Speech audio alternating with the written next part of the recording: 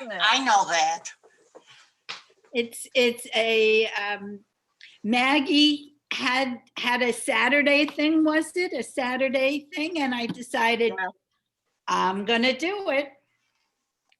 Yeah. So is today not Facebook at all? It is. I'm hooking on right now, so I have to get there. Wow. All Share right. to a group. What is that? Wait. Oh, this is more of her work. Maxine, Yes. I'll just do a real brief There we go. 5-second, member meeting of the year, and then say something about Hannah, and then here's Maxine for our joke, and then you can, and then you can hand it off to Hannah, or do you want to say something, Rochelle? I want to tell you that is she Rochelle? Yes. Oh my gosh, how do you spell your name? The French spelling, Rochelle. Me too. That's I wonderful. didn't know there was another spelling. Well, some people, it's the Rachel or Rochelle with an R, or, okay, so topic is Hannah, let's see, inspiration. By Hannah Rosner. Oh, Say this something about this video. Monthly meeting. Whoops. It's just like the monthly Hi, Marlene. With Hannah Rosner. Whoops, capital R, capital H, sorry. And Jane, hi. Okay, so then go live. Oh, okay. We are live, it says. Well, we're starting, hopefully. Oh, pretty. Okay, let me get to the proper Facebook page here. Okay, so am I on here? It's spinning. Okay, it says we're here. It says we're here. It says we're live. Okay. Why can't I get it here? Okay, it's right there.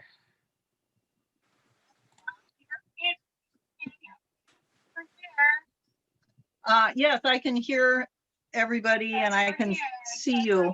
Okay, So, we are live then? Well, it says that we're live, honey. Okay, I just can't see us on my computer. all right. As long as you think. I'll begin. Welcome, everybody.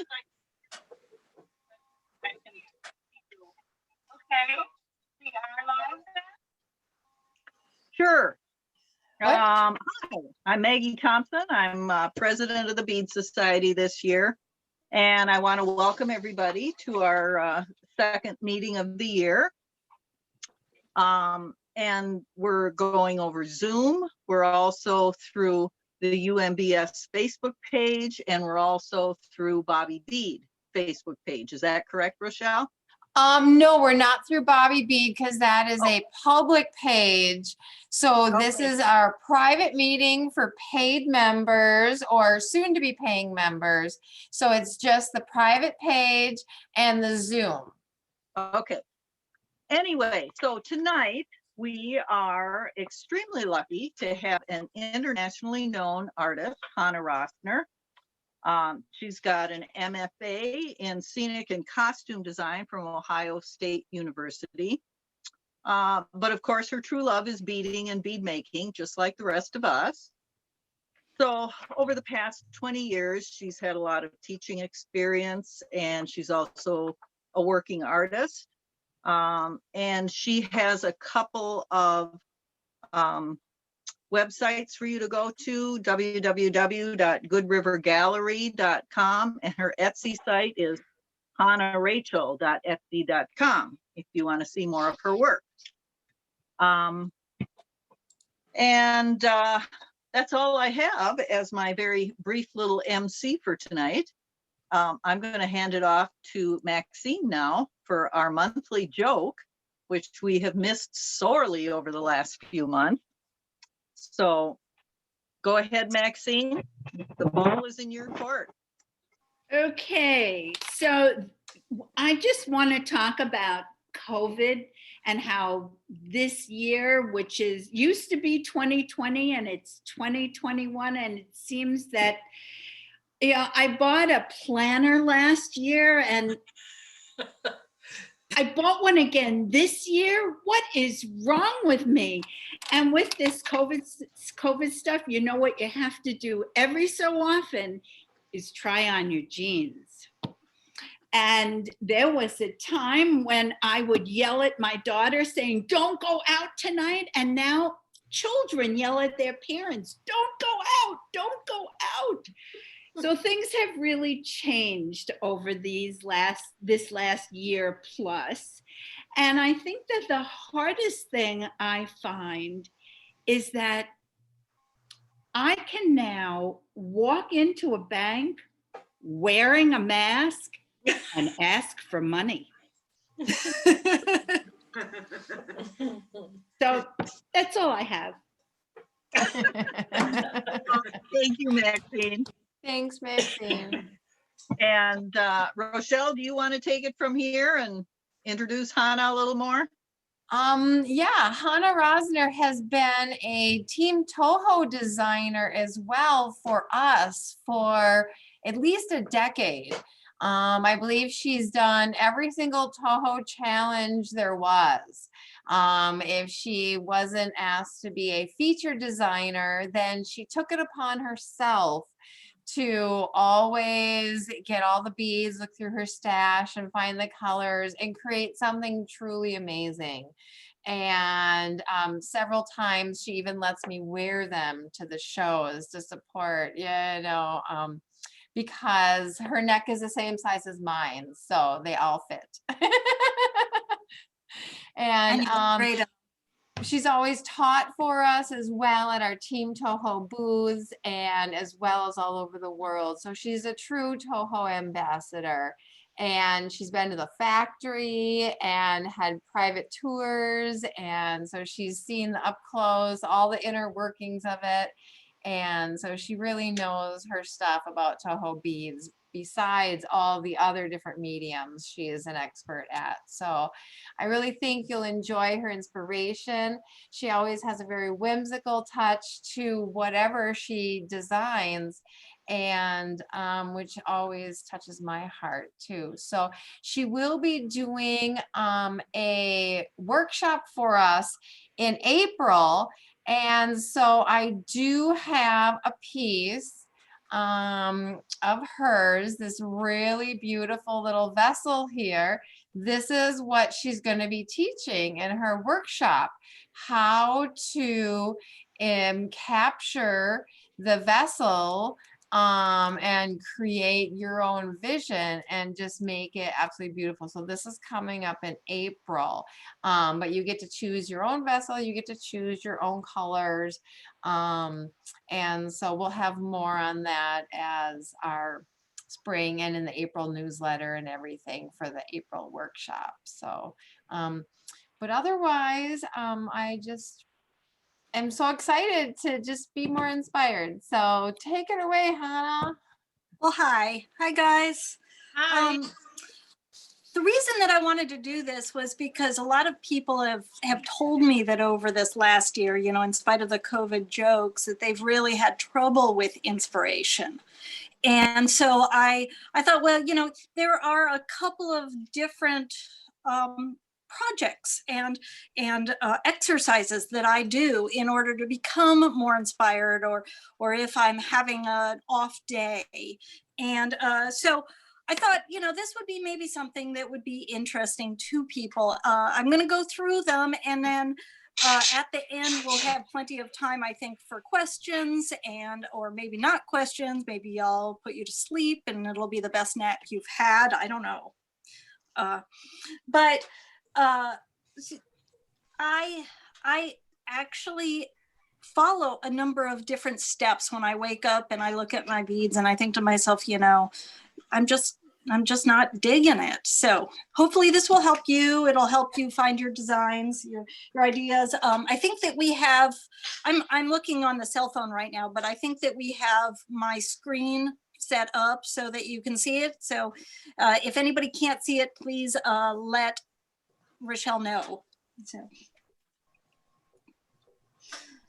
So once again, what we're going to be talking about today is if you're trying to find something new to make, or you've got a creative slump, and everybody else seems to be coming up with these ideas and you're just completely stuck. There are exercises instead of just spinning your wheels, and maybe one will work and maybe all of them will work. Hopefully at least one of them will work for you. So there are a number of different reasons that we struggle with creativity, and I'm really not going to talk about each of these, but I wanted to give you a sense of why this happens to us so that you really wouldn't feel alone, because I'm betting that if you have creativity problems, maybe it fits into one of these separate things. And those are illness of some sort, whether or not it's mental or physical, it doesn't matter. It can both really, really obstruct what you're working on. Family or relationships issues, especially when we're all stuck together in the house right now. Loss or grief, whether or not it's a person or a job or a way of life, all of these, we can grieve over these major life changes. We've had some in the last year, haven't we? We all have. It's a really different world. But there's also two other, and that's the fear of failure is actually the most common. We think we're going to make something and it's going to be a waste of our time. It's not going to work. It's going to be ugly. It's going to be weird, or somebody's going to tell you that it's weird and ugly. And finally, the lack of motivation, which I think hits me hardest in the wintertime. So before this all started, there were 5 different things that I used to tell people to do. And you can see where the problem lies in these. The first is to take classes. And you are kind of taking a class. We're taking it online now. We'll talk more about this later. Visit or move somewhere wonderful was the second thing that I discussed. When I used to teach this class before this year happened, to splurge on new tools and new beads. I mean, because who doesn't love a shopping spree? To look at art books and to visit museums. Once again, we have a problem there with the visiting museums. To work and play with others. Oh my goodness. I mean, more than 10 people in a room, you can't do it anymore, right? And finally, to challenge yourself. And you'll see that challenge yourself is really where most of my inspiration comes from, but we'll get to that later.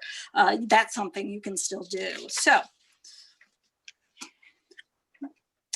before we get into this though, I do want to show you what my background is in, because I have a background in theater. It's not in beads, it's not in fine arts, it's performing arts. And I've never been an actor. I've never been out in front of a camera or on stage, but I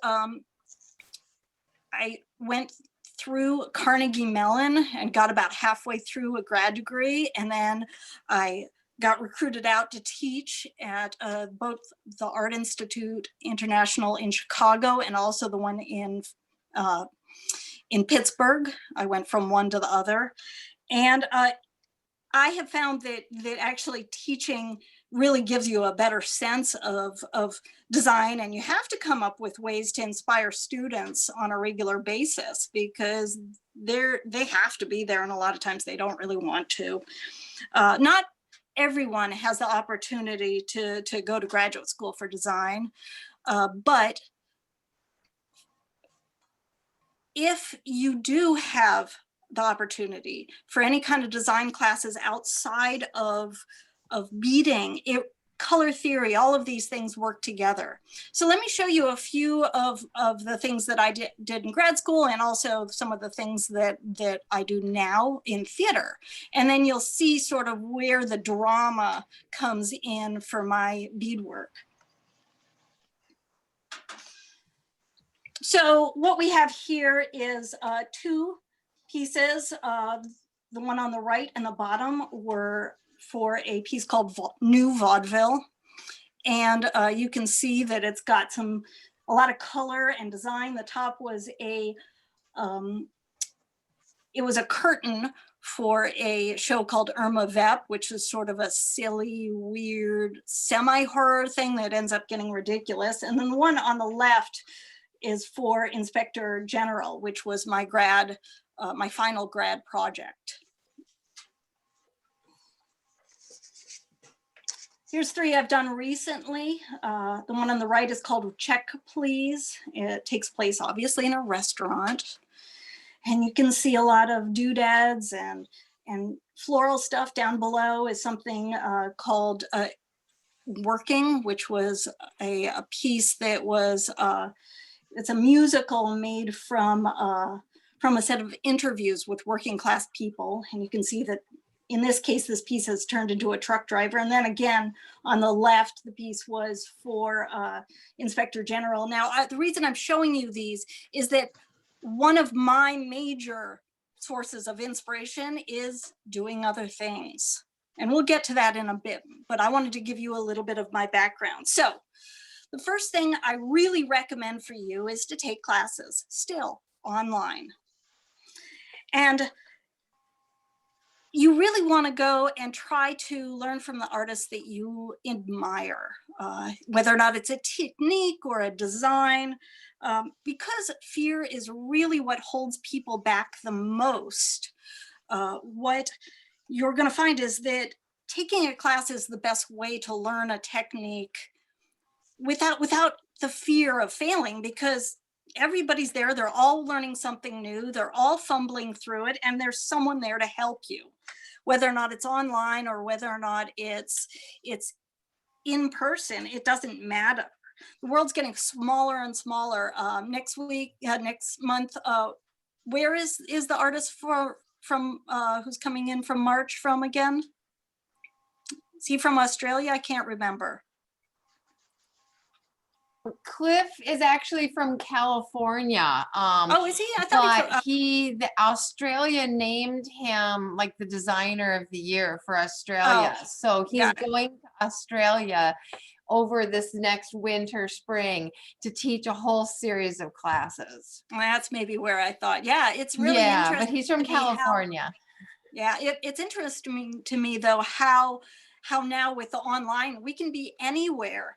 I grew up in Minnesota, and I grew up on Lake Harriet, and now I'm talking to you guys from Oregon, and it's wonderful to me how the internet has sort of brought us all closer, so we can now take these classes from someone who's maybe in Italy or someone who's in Australia or someone in California. You can find classes on Zoom, on Facebook, anywhere. And since we can't meet up in person, do it. Sign up for a class. Sign up for come to the Saturday, what is it? Saturday, the 13th workshops. But I want you to actually carve out time to make that, because what I found is that a lot of people, when they Zoom classes, they watch it and then they say, oh, I'm going to do that sometime. And then it doesn't happen. So what I want you to do as your first assignment in inspiration is take a class, carve out time to do it, and actually make it. Then, in order to make it yours, here's what I suggest. I suggest that you take a class, for instance, let's say it's a pendant, and you turn it into a bracelet. In that step from taking your class and turning it into something else, it will become yours. It'll become something that you've been inspired to do yourself. So I'm going to show you a couple of projects here in which I've taken something and turned it into something else. So the very first thing I learned how to do was these knit amulet bags. Oh, And that's what you can see Okay. probably on the left-hand side of the screen. Can you see that? Yes? Okay. And I at mine in class because what I did here was I used clear beads over a hand-dyed silk. So what you're seeing is the color of the silk. And that was really the only thing that I did in class to sort of make it my own thing. But I like less flat things and more three-dimensional. As we go through these, you'll see that I really like more three-dimensional kind of textural things. So the one at the top right, the two at the top right, and the one in the middle, what I did is instead of doing 2 parts and putting them together like this, I did 3 parts and put them together. And then I crocheted a round piece for the bottom. And I have it right here. Oh, no, I don't. This is something else. My bad. I crocheted a round piece for the bottom. So now it's 3-dimensional, and I still didn't like it. I had it for about 10 years, looking like the one in the middle. And about 2 weeks ago, I decided I didn't like it. And my general reaction to not really digging a piece is to put fringe on it. But so that's what my final piece is the one on the right. Here's another one. This is actually the one on the red one on the left, and the purple one on the right are 2 pieces that I made for a class at One Stop Bead Shop in not in Minnesota, in Columbus. And the second year that I did a Toho competition, I did those pieces, the components from the piece on the right, and I rearranged it into a shoe. It was my own piece originally, but I turned it into something else. This is what I want you to do as your first inspiration idea. Take a class, then turn it into something else. There's another one. This was when steampunk was really big, and I took this necklace, which was an advanced necklace that I also did for One Stop Bead Shop. I wasn't really keen on it. And so I took it apart and turned it into a hat for Bead Dreams one year. So I actually took that piece apart, turned it into something else. And finally, a more recent one. This one was a piece that the little tiny pieces, I don't know if you guys can see my my cursor there at all, but these little tiny pieces, these ones were all pieces that I did for a article that I wrote for a UK magazine called Bead and Jewelry Magazine. And the big piece on the right here is actually a class I took, and I took it in the form of a tutorial. It was a piece I found on Etsy by Aridhan called Desert Rose. It's a fabulous, fabulous little bit of beadwork. And it, this piece also has a piece by Sean in it, my husband Sean, and it has 2 pieces by Sean actually in the lamp work. And I did not like it. I thought that it just looked too disparate. So I took it apart and I've started to make it into a purse. And I'm not done with it yet, but it has some new ideas in it. I know it looks like some of my other work, but I think it looks a lot more together this way. So even pieces that you're not happy with, they later can become inspiration for other stuff. The second thing I suggest for you is to visit somewhere virtually. And after I finished grad school, I was sort of spinning my wheels a little bit. I was living in the Midwest, which for me was not that. Ohio just wasn't the place for me. I was teaching, but I was also going to do a lot of traveling, and we can't do that anymore. I know, but I really was spinning my wheels, not really doing much, not really getting inspired until I up and moved west. First, I moved to Taos, New Mexico, and then I moved here to Oregon. And for me, traveling is extremely inspirational. And of course, we can't do this now, but what we can do is travel virtually. And there's three ways we can go about doing it. The first is that actually there's a lot of walkthroughs on beautiful areas that you can do on the computer and look around. They've done a lot of work bringing these to people. And the second is, of course, make travel plans for places that you want to go. So when I was in grad school, one of the things that I did was I had to take an inspiration book, basically, for lighting design. And this is something that is later, for me, turned into photos of places I've gone that I've turned into things that I've made. So you can see here that this is a piece from National Geographic that I've turned into a design. So traveling via the internet is a great way to get inspired. I've gone ahead and taken these shapes and taken these colors and turned them into a design. This one's a very old piece of mine.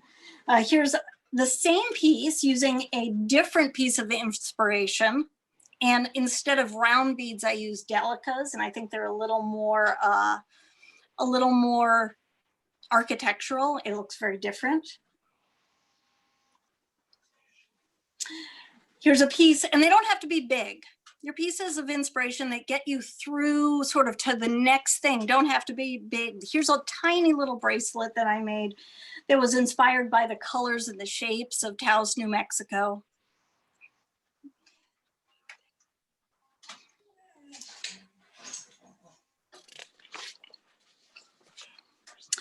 Before we get into new beads, let me talk though a little more about traveling.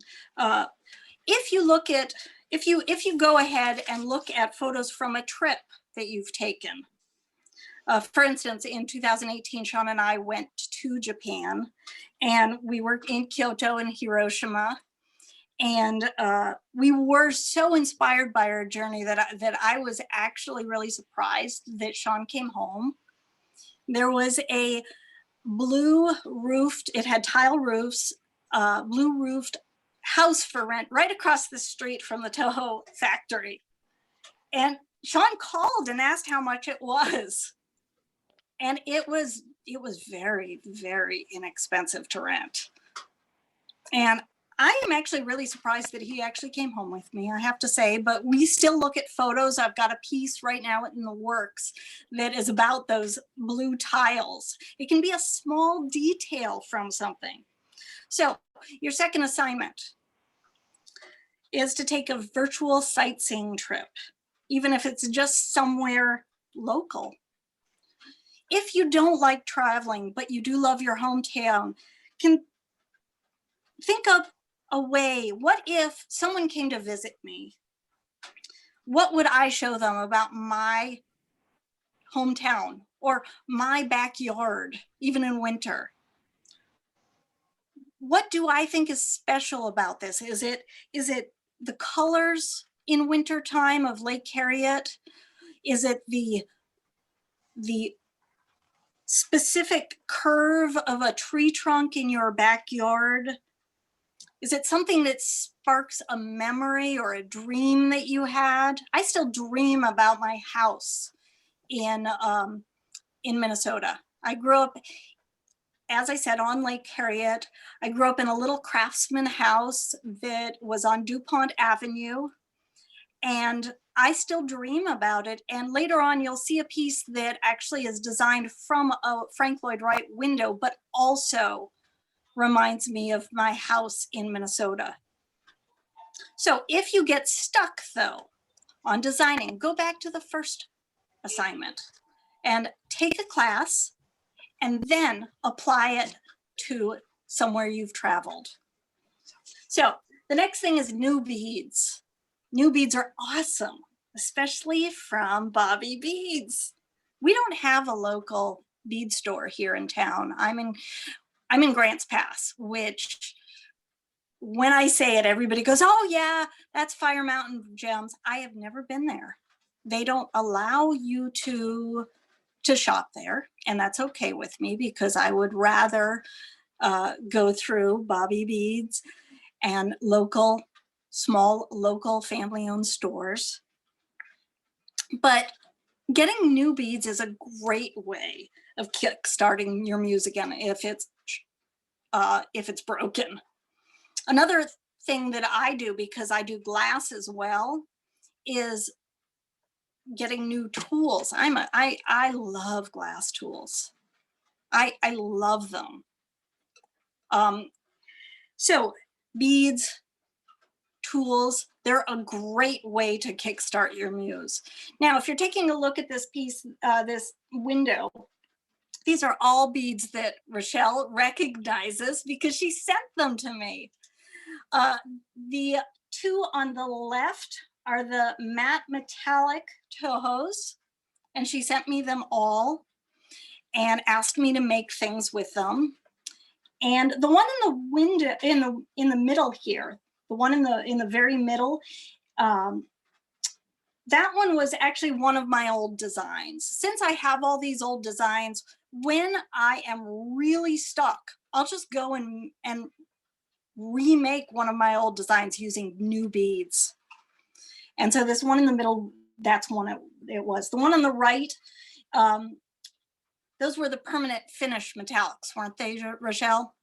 Yeah, that's what I thought. And I didn't want to make jewelry. You'll see that I've kind of tried to get away from jewelry in these larger pieces that I'm going to show you. So I know that sometimes you can get overwhelmed with new stuff. Let me tell you a small story. I had a number of years ago, I had a little lamp working torch, and I really had a hate. It wasn't love hate. That was just hate relationship with it. And I tried a new torch at a event that I was teaching at and fell in love with this new torch. And a number of my good friends got together and bought it to me for my birthday. And that thing sat in a box for 4 months because it had exactly 4 times the hoses of my original torch. I was so scared of it. But sometimes just pushing past that means that once you set it up, once you start your new project, once you start your new design, you'll really move forward. Another really hard thing is to get out of your comfort. Hi, Marcia.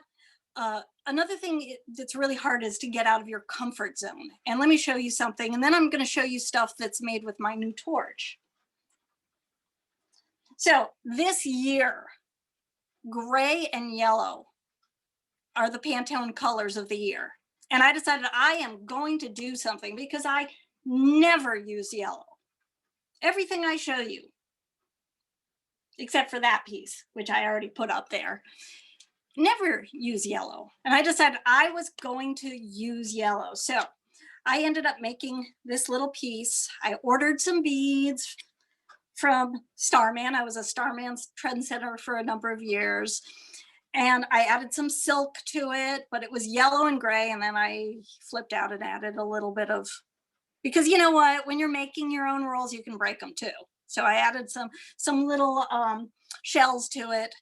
But this piece, I never would have made something these colors, yellow and gray, but I decided I was going to stick to it. And I didn't do a very good job, I have to say, because I did add that pink in, and there's some pink beads, but mostly it's yellow and gray.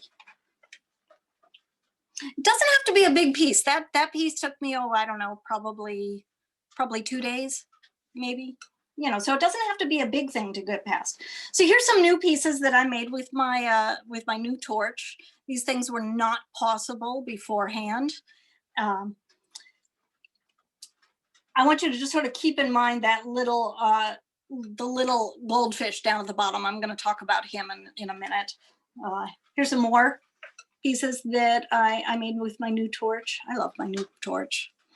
But really, sometimes you're as good as your tools. You really are. I really have trouble with John James needles. So I splurge on good needles. I have trouble with Nymo. So I'm going to get the better quality stuff from Toho and Bobby Bead. So I love shopping therapy. Your third assignment, shop, do some shopping. It'll make you feel better. It really will. The fourth thing I want to talk about is we can't go to art museums. Thank you. Thank you very much. We can't go to art museums, but what we can do is look at art books, and we can look at online. There's a lot of virtual walkthroughs of museums right now. A lot of them are just, and Sean actually has these virtual goggles that are just really funny that he can look through it on 3D. But when I'm really stuck, I go to a book called Jansen's History of Art. And there are centuries worth of inspiration there. And I'm going to show you some of the inspirations that I've gotten. Now, once again, these are not large projects. These are little tiny things. Thank you, Paulette. These are tiny little things that I've made when I'm stuck, when I need to move forward. I'll go into Jansen's History Art. Now, some of these you have to get, uh-oh, there I go. Sometimes I forget words. You have to get permission for, and we'll talk about that in a minute.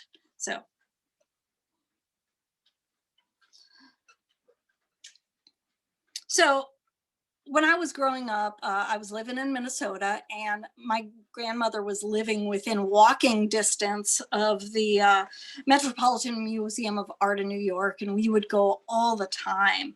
And we were members of the art museum in Minnesota. Then we moved to Chicago, and we became members of the Chicago Museum of Art and the Field Museum of Natural History and the Shedd Aquarium. And one day I was going through the Shedd Aquarium to go through a new exhibit, and I got stuck looking at goldfish. And that was the inspiration for that goldfish that I asked you to keep in your mind. It was from a museum, and it was this just silly little goldfish ended up happening. But these are all things that you can look up online. Now, looking at these two pieces I have online, Monet's Winter on the Seine, you can see the actual picture and then what I turned it into. Once again, small things, very tiny pieces. They aren't hugely inspirational, but it got me through that kind of an area where I was being blocked by stuff. And I wanted to try something in pastels, which is out of my comfort range. The one on the right is Frank Lloyd Wright's Dana House. And the house that I grew up in Minnesota had windows. They didn't have the yellows, but it had windows that were paned like this. So this really reminds me of my house at home in Minnesota on DuPont Avenue. The thing about the Frank Lloyd Wright, though, is in order to do a Frank Lloyd Wright piece and sell it, you have to get permission. And we went through 5 different versions of this before I came up with the right one, which they allowed. And the color that was the problem was the green, which you can barely see.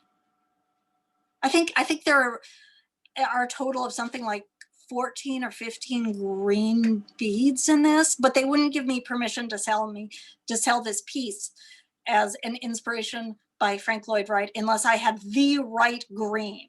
And it's really important to do that research. Otherwise, I would have been sued. And that's no fun for anybody. Here's two more. Once again, Lascaux Caves is in France. You can see my bracelet and the wisteria bracelet that I made after looking at Frank Lloyd Wright. Louis Comfort Tiffany. These did not require any kind of, I called and asked about the Tiffany stuff, and they said that it was fine. So I think it's really important to give credit to other artists, which is the reason that you'll always see the name of the original artist when I do this. which reminds me of another story that I want to tell you, and that I adore puppets. I adore puppetry. And I found recently that there's a whole walkthrough of the Muppets at the Atlanta Museum of Puppetry. So I'm walking through this, and I ended up making this piece that was an eyeball, and it was surrounded by fluff. You know, the Muppets are made out of a lot of feathers. And once I was done with it, it really looked like one of Laura McCabe's pieces. So I contacted her and I said, look, I made this thing. I'm not going to do it again. It reminds me of yours. Can I sell it? And she said, yes. She was very gracious. I don't know if she would have been as pleased with me if I had just done it, but because I went ahead and I told her, I said to her, look, I did it, you know, I'd like to sell it. You know, she was really lovely about it. And I think people generally are, if you ask permission. You know, a lot of people say it's better to ask forgiveness than permission. I don't think so. I don't think so. So your fourth assignment is to grab some art books or go online to your favorite museum and look something up. There are two other pieces that I did that are based off of art pieces. And I wish that instead of that piece on the right, I had done the picture of Rochelle wearing it at Bead and Button. She looked fabulous in it. The one on the right was colors that were inspired by, what was this, 2 years ago, the Toho challenge. Once again, I didn't participate in the challenge itself, but I bought the beads and then I added a bunch 2 years ago. Yeah. And I bought the beads and then I just started adding stuff because I wasn't participating in the actual challenge. I could break all the rules of not adding extra stuff. The one on the left is Waterhouse, and I wanted to use those soft colors, you know, but it started with that centerpiece. If you're really, really stuck, another thing you can do is just start with a centerpiece, then pull all your beads from your stash, or some of them if you have an outrageous amount, some of the beads from your stash that match, and then go shopping. So you can work from the center outward, from a design idea outward, from a piece of art outward. I've already showed you a couple of pictures of my set designs. And if you're really, really, really stuck, going ahead and just doing something different is hugely inspirational. You just take all of the pressure off and go do something else. So this year, I have not been able to do any theater stuff. All of the theaters are closed. So I can't do that. However, when I'm stuck on a design, I can go lamp work. Or other possibilities are, a friend of mine has started a Bob Ross group on Facebook. She is a lamp worker, and what she makes is the most beautiful lamp work buttons. But when she gets really, Linda Gesundheit, when she gets really, really stuck, she'll go and she'll do a Bob Ross painting, and she'll gets together via Zoom and on Facebook Live with a bunch of friends, and they all do this painting. They'll watch one episode, and it has nothing to do with her real life. And that's actually what she likes about it. Other things that you can do, and what I'm doing right now instead of theaters, I'm planting my garden. And I suspect that Rochelle does this as well. She's got a lovely garden. Marcia, I think you're here also, and I've seen photos of your garden. Planting a garden is great, especially the way that I'm going to be doing it, because mine is so overgrown that I'm going to be tearing the whole thing apart and starting from scratch. It's super exciting for me. It's also a little overwhelming, but it's super exciting. You could cook something new. Sean and I have been getting a Home Chef, and we're looking at it as little cooking classes, and they're kind of creative. We've learned that we like kale, and we're not crazy about butternut squash, and yeah, he likes scallops. He had never tried them before. I love them. You could organize your bead room. I love organizing my bead room. But you know what happens when I organize my bead room is I start organizing and then I find a project and I'm off and running. It's a great way to get rid of the muses, just reorganize. The next thing I want to talk to you about is collaborations. I love collaborations. People are either really enjoy them or they don't enjoy them. I really love them, and I've always done them by mail. So this is something that that you can easily do. Here's 3 collaborations that I've done. Hi, Marcia. And on the right is a class I taught at Bead and Button with Sherry Serafini. And what I love about this was what I loved about the class with Sherry is that it's really hard to tell where her part ended and mine started. I think it works really well. The one on the left is a collaboration that I did with my husband, Sean. He did there's a little frog on that thing that he made, and he remade the hurricane lamp for that old lamp. I made the flowers and wire wrapped it. And I'm going to actually have Marcia, since you're here, she did the bulk of the work on the piece in the middle. I made the flowers and she did all of the seed bead work. So Marcia, not to put you on the spot, if you're not into it, then you don't have to, but if you are into it, will you unmute yourself and tell folks about this piece? Is she not there? No? You don't know how to unmute. Can we unmute her? I'm so sorry. There we go. Do you have her unmuted? We hear you, Marcia. Go ahead. Yay! Oh, Hannah, I loved working on this with you. I had done a hat before, and so I had kind of figured it out. The top of the hat is netting, and I did some little insertions in there, and then the band of the hat is just peyote stitch, and that took forever, although halfway through, Hannah said, well, do you know how to do fast peyote? And I'm like, no, what's fast peyote? I glue anything to make this go faster. So lo and behold, she taught me long distance fast peyote, which I have used since considerably. And then the little brim is just netting again, except turned the other way so that it has some structural quality. And it was about Daisy Buchanan from, what's his name, the author? See, Hannah, if I had known. Fitzgerald, Scott Fitzgerald. Scott Fitzgerald, right. So I was trying to do like a woman in decay and trying to use this pure white and then throw in brown spoilage kind of. I don't know if that's very intelligible at the work or not, but I made an effort. And Hannah made this incredible orchid, as you can see, although this wasn't the first one.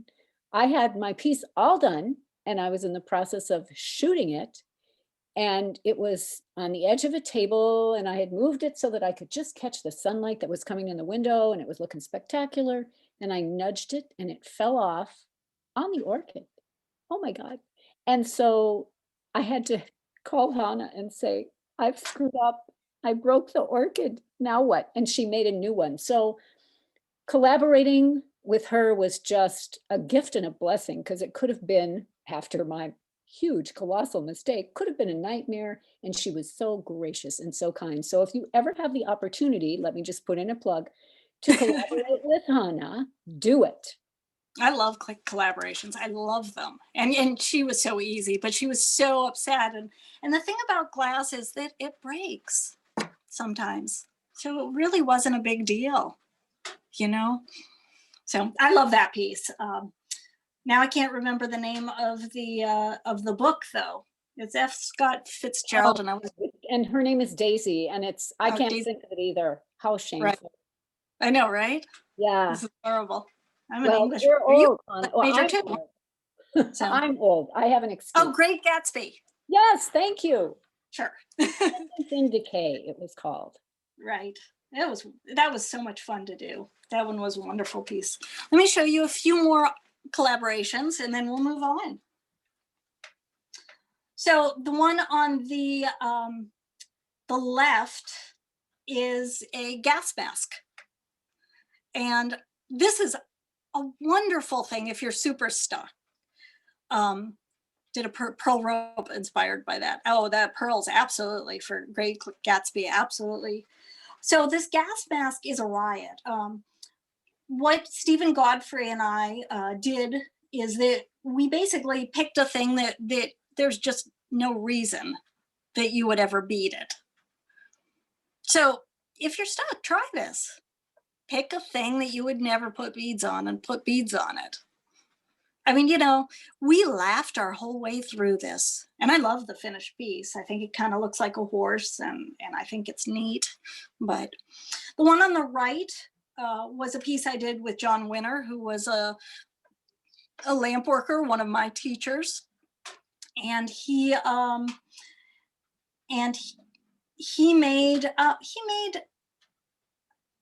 oh, I think he made the center bead on that, and then there's a bead down below it, and then there are a few drops that he made, and then I had to make beads to match it, which was really fun to do, to try to match beads to a master's bead, and that was really hard and really fun. So I love collaborations. I loved working with Marcia. Marcia, thank you so much for chiming in.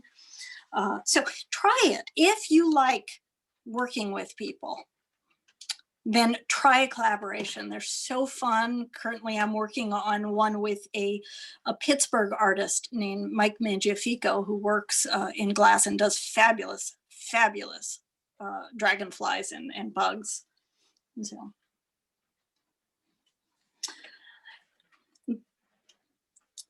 Last thing I want to talk to you about is contests.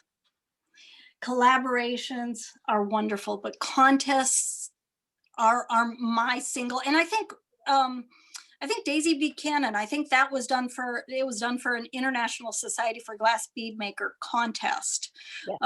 or competition or something. But we had a deadline, and really my single best source of inspiration is panic. It really is. I've got a deadline. It's coming. I've got a deadline. My next deadline is coming on March 15th. And I found that I really enjoy them. So the piece in the middle on the bottom was my very first piece for the Toho. This was when they were doing a contests. The shoe on the left was done for the second contest, and the purse on the right was done for their first challenge. And I have to tell you a little story about the shoe. I kept putting it off and kept putting it off and kept putting it off and kept putting it off. And I was living in Ohio at the time. I was really, really uninspired. And I came out here to Oregon, where I made that shoe sitting in front of a fireplace at Sean's house in a week. And then I went home to Ohio, turned around and sent it back to Kim Tamarin here in Oregon. And it wasn't until later that I realized I could have just, since I flew out of Portland and she lives in Portland, I could have just dropped it off on the way to the airport and met her a lot earlier then. So here's another Toho challenge piece that I did, which I actually have here. I think this was the next year. And I decided to make a box because I didn't want to make jewelry. I just wanted to make, then this is where I started my thing, where I like to make things that are not jewelry for the challenges. So This was another piece that was a Toho challenge. This one is another piece that was a Toho challenge.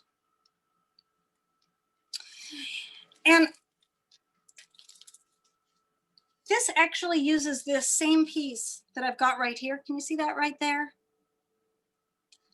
This piece right here is actually that same piece, only I made it curl up more. So I do use other people's inspiration. This one I think I really turned more into mine than the one I'm doing right now though. It's okay to use other people's work. Oh, sorry about that. As long as you can change it into your own. So your last assignment is to go ahead and pick a challenge, whether or not it's new beads, whether or not it's something with a deadline, whether or not it's something in weird colors that you would never use, and make it. Because you really don't have to show it to anybody. I have to show them to people when I have a deadline, but you don't. So even if it comes out so bad that you could laugh at it, well, next time it'll be better. And you've done something, and doing something is what will break you out of that rut, that feeling that your muse has left you. And that's all I have for you. Thank you. Does anybody have any questions for Hannah? I can totally unmute you, or you could chat them up here, you know, in our chat thing, because Hannah can read them in the chat too. We have lots of people talking about how beautiful your work is. Yeah, that's the vessel I was showing you. Right. Yeah, let's put that up as the main picture for a minute, because I forgot I had this vessel. Here's the a close-up of the vessel. We're not going to make this exact one on we're not going to make this exact one in April. You'll make your own using your own colors, but and the vessel shape, it's a little different and a little bit bigger, but it uses herringbone and these same techniques. And unlike this, where I'm talking and talking and talking, you'll actually be able to create something.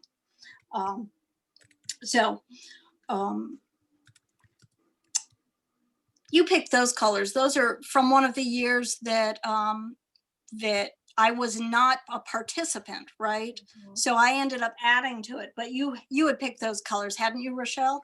I did pick those colors, and they were the first year the semi-glazed came out. So I realized that 2026-04 turquoise I put in this year's challenge too. Oh my gosh. Oh, you just told someone. You just told someone one of the colors for this year.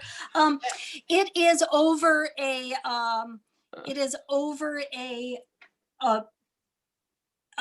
glass vessel, so it's not a standalone. It could be a standalone, but I like having that glass vessel so that I can work around the outside. So basically, what this class in April is going to be is about how to cover any form with herringbone. And herringbone, I'm not going to be talking about herringbone. I'm going to ask that you know that in advance. So. Yeah, this is what the bottom of the vessel looks like. Right. It has That's the a piece leather of on the bottom, and then it works its way up.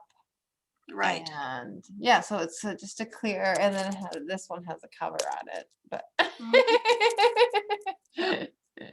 and the photo to the left here, of course, is the hat that I did for last year, which I believe is also still at your store, isn't it? It is. I could go run up to the window and see it, but the Toho Challenge 2020 is still at Bobby Bead here in our upper front bay windows, because they're all nicely boarded off from the public, so the outside world and the sunshine won't see it. So you can totally see in person all the American 2020 challenge that we have here. The Japanese, unfortunately, ones are still in Japan. They never made it Mhm. here, but Oh, you can that's too come bad. up close on our Mhm. video that we made and at the, if you're not local, but. Right. These two pieces are photos I did of pieces I did for Battle of the Beadsmiths too. So I did, it turns out, have a few more photos to show you. So, but any other questions? Let's see, any other questions?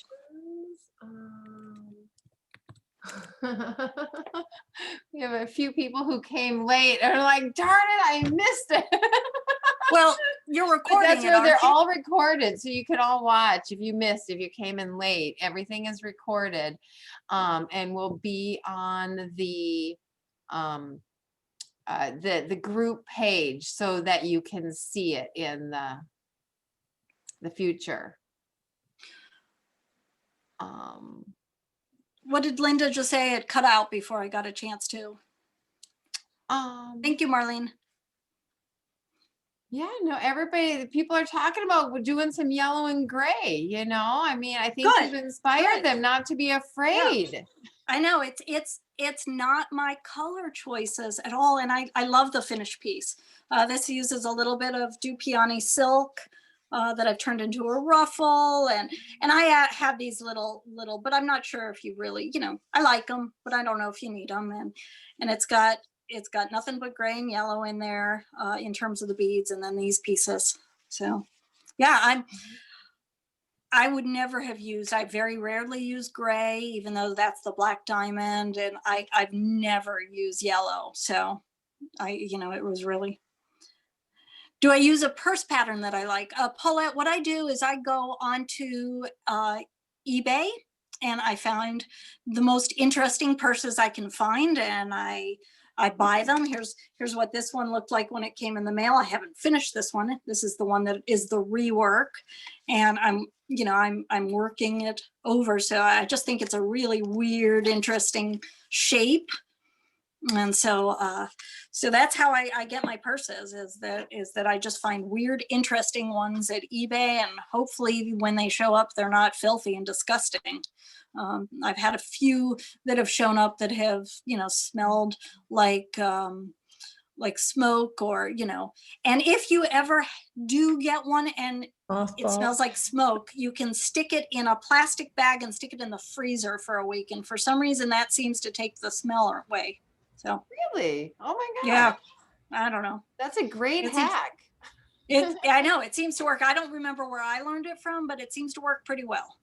So. Do you ever make your purses from scratch? Like I've got my handle and then I've got whatever. I do sometimes, yes. I'm not going to get up and get them, but I've got some, there's some plastic purse forms that you can get that you can then cover with, they're like mesh plastic, and then you can cover them with a little bit of some sort of nice fabric, and you can go ahead and go from there, sew them together. They're flat pieces that you just fold into a purse shape. Okay. I don't do a lot just without that plastic, you know, in the center though, because otherwise they're much too soft to bead over, and the beads can weigh them down and rip the fabric. So.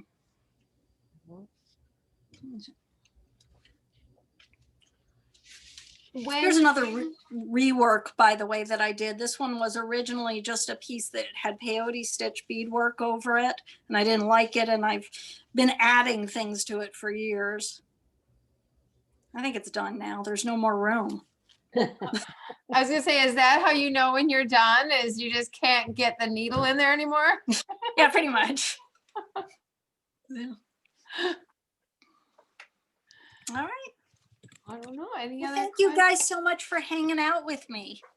We're really excited. So my other question is, so a sneak peek, Hannah is one of the featured designers for 2021 Toho Challenge. And we are launching, I gave everybody in the group a sneak peek of the challenge in the newsletter. I sent them a picture of the tray of beads. And so, but we are starting our promotion for the mini kit giveaway and we'll be starting it tomorrow night. We're making our official announcement. Iwao and Wang are joining us from Japan, and Sonia's joining us from Starman Beads. And so we'll be launching the official giveaway, and we'll be doing it through our Team Toho Facebook page and our Bobby Bead Facebook page. And then our uptown, our whatever, our, what do we call it? Our UMBS Bead Society will have a promotion that's just for the Bead Society. So we will have 5 mini challenge Toho kits to give away, that we are going to be doing a promotion. If you email me a picture or message me a picture of Toho beads that you made with Toho Beads, Starman Beads, I will put your name in the drawing. And then after, we'll give, you know, a particular time period. I don't know if it's 2 weeks or 3 weeks for y'all to do this. We have to decide at our board meeting. But then we'll draw your names on a hat, and we'll give away the 5 free kits just to our Bead Society members. So you can win it through the normal Facebook promotions, or you can win one through our private group as well. So there's lots of them. So this way, but what do you think of the palette for 2021, Hannah? Oh my gosh, I love it. It's so beautiful, guys. It is so gorgeous. I unpacked it and immediately called Rochelle, and I was like, oh, I love this. I have two answers I saw come up on the screen. I can't remember who the first one was. She asked whether or not I use, the ribbon I use is from Flowers, and it's not from Silk Flowers. I use French wired ribbon, which is better quality. I like the ombres that it has. And then my mom dropped by. Hi, Mom. Dropped by to ask if this is going to be on Facebook, and I think she has the link. And Mom, I don't think so. I think that this is private for just the group, but I'm betting that that Rochelle will add you to the private group if I ask her to, so that you'll be able to see it. Does So, your hi, mom Mom. bead? What's that? Does your mom bead or She do any- does, and she's also a weaver, and she was part of the Weavers Guild and she was part of the Weavers Guild at the Twin Cities Weavers Guild when we lived in Minnesota. She was one of the founding members, I believe. Isn't that right, Mom? No. So. Nope. Okay, here I am. Hi, Mom. Hi there. No, it was he was founded somewhat before I was there. I was there from 1969 to 1982, and I was president, and I taught a lot of the classes there from the very beginning to the very most advanced ones. And I'm still weaving, and my stuff can be found on Etsy. And so there you are. So Hannah, And I got my color sense from talent Mom. from you. I got my color sense from my mom, actually. So, That's right, because I used to teach color courses. So Rochelle, what time is the Team Toho Facebook page giveaway? You said that was tomorrow? We are announcing it. We're starting tomorrow at 6:30 p.m. because then that would be, I think, 9:30 a.m. the next day in Japan. Okay, good.